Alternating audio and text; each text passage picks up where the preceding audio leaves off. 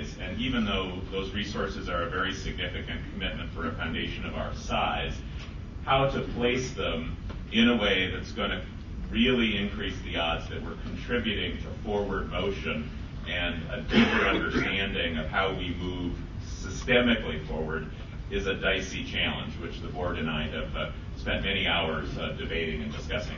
So briefly today then, one of the areas that will be in this initiative in which we've already made some significant grants is charter schools.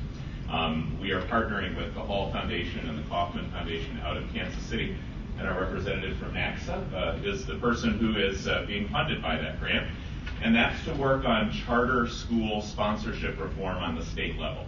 And it's a joint effort between our two cities, but the core, we believe, of charter schools in the role that they play in the overall educational offerings in our two urban centers, it's got to work both systemically on a state level as well as locally. So we're working on that level, and you'll hear a little bit more about that. We are also about to make, in March, a fairly significant investment in the Missouri Public Charter School Association, which Aaron is heading.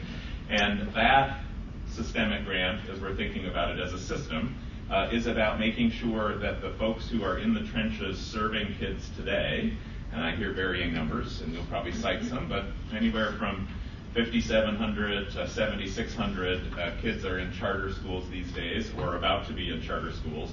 And when you look at that as a percentage of the total school population, it's quite significant. And again, the foundation is treading lightly as we move forward. We believe that there is a need in urban centers to have a portfolio of educational opportunities.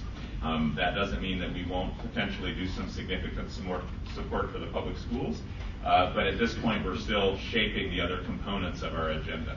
So I just wanted to welcome everyone and say I appreciate your interest in charters, and I also want to thank the Educational Roundtable and the work that you're doing to create a conversation that's deepening our understanding about the options and the ways that we can move forward as a community. Thank you.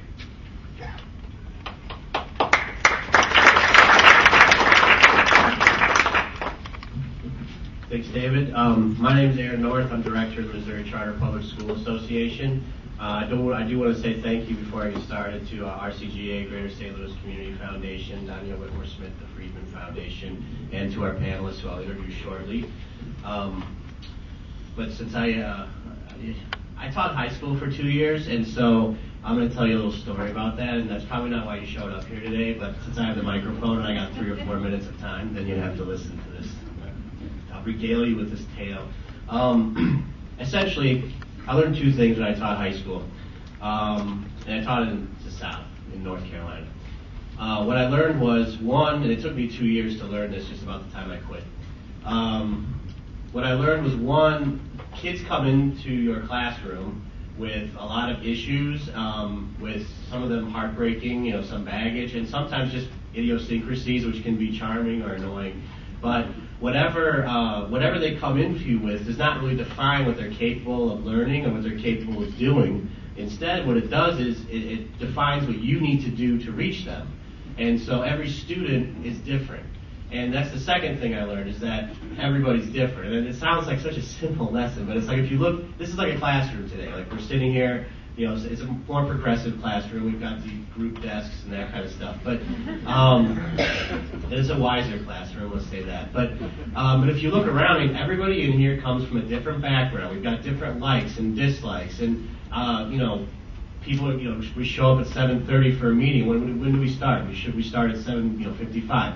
Because we can't get here on time. But yet, when I would ask my high school kids, it's like, show up at 7:30, sit in that seat for an hour and a half. You know what I mean? It's like, don't move, don't go to the bathroom, there's no beverages in the back and roaming around. So sometimes we ask kids to do stuff that we can't even do ourselves. So whenever you stand up during this whole discussion, just remember that if you were in class, you'd get called out for that and wouldn't be able to do it.